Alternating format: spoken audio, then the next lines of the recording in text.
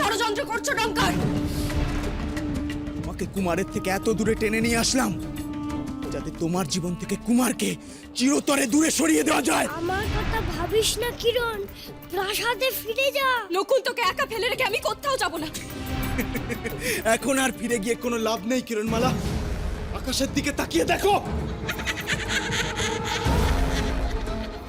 কিরণমালা, দেখ তোর প্রাণের কুমারের কি দশা করেছি আমি। শোন, কুমারের সঙ্গে তোর ঘর বাঁধার স্বপ্ন চিরকালের মতো ঘুচিয়ে দিয়েছি আমি।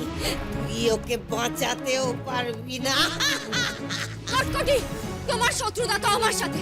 আমার কুমারকে মুক্ত করো, আমার সাথে লড়াই করো।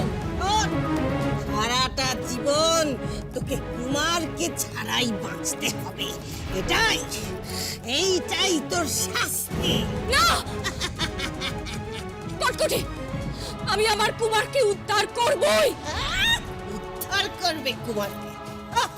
আগে বরফের দেশটা কোথায় সেটা তো খুঁজে বার কর, তবে না কুমারকে উদ্ধার করবি। আমি চললাম তোর কুমারকে নিয়ে ওই বরফের দেশে। সেখানে আমি তিলে তিলে ওকে বরফে পরিণত করব। শেষ হয়ে যাবে তোর কুমার।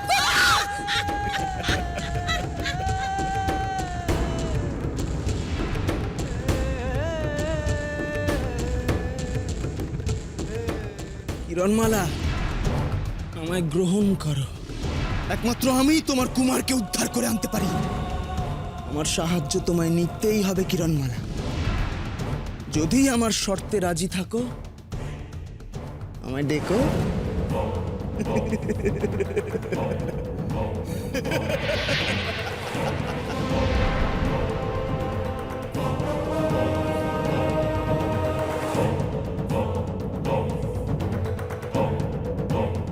কিরণ রে, নকুল, নকুল, কিভাবে আমি আমার কুমারকে উদ্ধার করব? কোন অজানা বরফের রাজ্যে আমার কুমারকে নিয়ে গেছে কটকটি।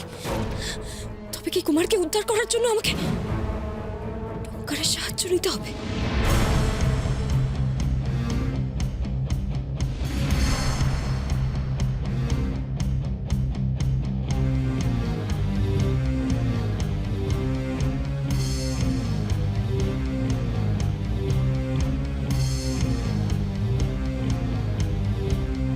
কিন্তু কটকটি কুমারকে অপহরণ করলো কিভাবে? মা আর প্রহরীরা তো সারাক্ষণ কুমারের পাহারায় ছিল। নকুল,